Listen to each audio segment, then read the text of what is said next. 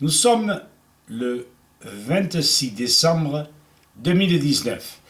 La vidéo s'intitule « Méthode efficace pour éviter les vaccins ». En préambule, sachez simplement que vos médecins sont très mal informés au sujet des conséquences vaccinales. Ils n'ont reçu en tout et pour tout qu'une heure pendant 8 ans d'études.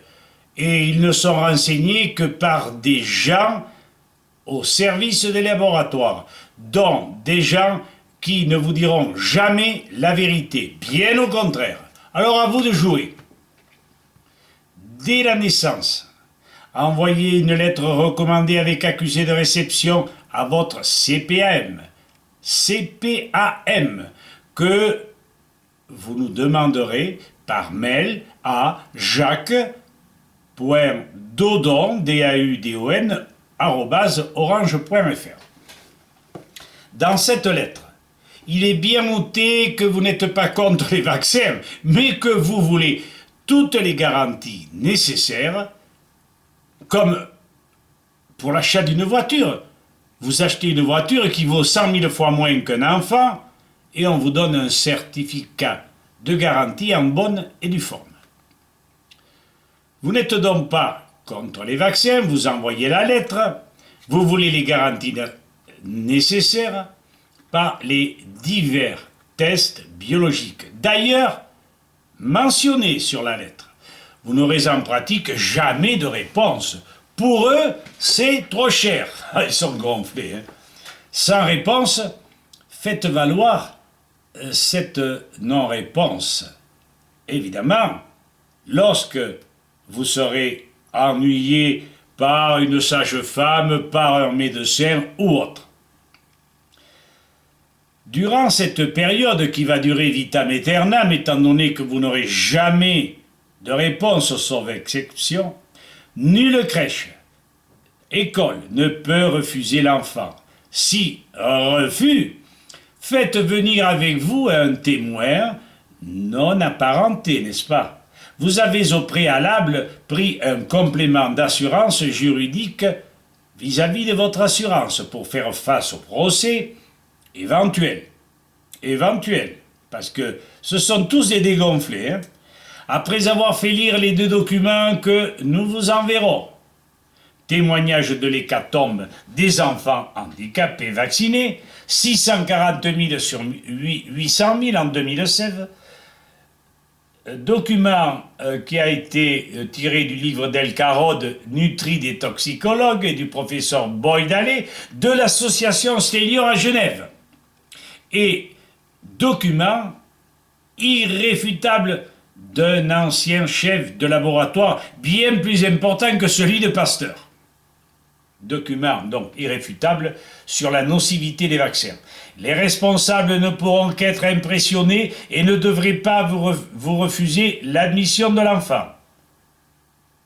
Refus, à ce moment-là, vous annoncez, après qu'ils aient lu les documents, que vous portez plainte contre la personne qui refuse, en lui indiquant que vous serez pris en charge par les avocats de la Ligue pour la liberté des vaccinations dont le président est M. Jean-Pierre Eudier. Nous vous donnerons tous les éléments si vous nous appelez. Vous rentrez à la maison, tranquille comme Baptiste, et assez souvent, ça nous est arrivé, le lendemain, on vous avertit par téléphone que l'on prend votre enfant sans problème. Sinon, vous avertissez par téléphone Monsieur Eudier au 06 68 18 45 63. C'est un gars en qui l'on peut avoir confiance. Vous attaquez en justice la refusante et non l'école ou la crèche. Celui qui vous dit non prend ses responsabilités. Mettez-le au parfum. Monsieur Eudier, lui, vous mettra lui aussi au parfum. Et comment faire? Devant votre médecin, en présence de votre témoin, qui n'est ni votre cousin, ni votre beau-frère ou autre, demandez-lui en fonction des textes de loi ceci. Vous lui faites lire le document où vous l'informez que l'information Et la décision médicale doit être partagée. Et voilà ce que dit la loi. Article L. 1111 du Code de la santé publique. Toute personne prend avec le professionnel de santé, compte tenu des informations et des préconisations qu'il lui fournit. Je dis bien, le médecin est tenu de vous donner les informations. Et vous exigez, et c'est marqué dans le texte, une information loyale, claire, appropriée, exhaustive sur les risques majeurs et la plus complète sur les risques les plus légers. Que le médecin compulse le Vidal, plutôt que de s'en tenir aux arguments des conseillers de laboratoire qui racontent évidemment ou qui donnent des arguments qui n'ont rien à voir avec la vérité. Le médecin doit respecter la volonté de la personne après l'avoir informée des conséquences de ses choix. D'ailleurs, vous retrouvez dans les arrêts de la Cour de cassation de 1997 les mêmes arguments dans la loi Kouchner, pareil. Aucun acte médical ni aucun traitement je finis le paragraphe de la loi. Alors je répète, aucun acte médical ni aucun traitement ne peut être pratiqué sans le consentement libre et éclairé de la personne, et ce consentement peut être retiré à tout moment. Si le médecin refuse, il est en contradiction avec la loi, n'est-ce pas? Prévenez-le, puisque vous avez amené le témoin. Ne lui dites pas que c'est un témoin. Dites-lui que c'est votre cousin qui veut savoir ce qui se passe dans ces cas-là. Prévenez-le que vous l'attaquez en justice. Votre témoin vous sera d'un utile recours. Vous mettez le toubib dans l'embarras, bien sûr, mais vous, ne vous en moqueriez-vous pas? Votre enfant avant tout. N'hésitez pas, de l'audace, du courage.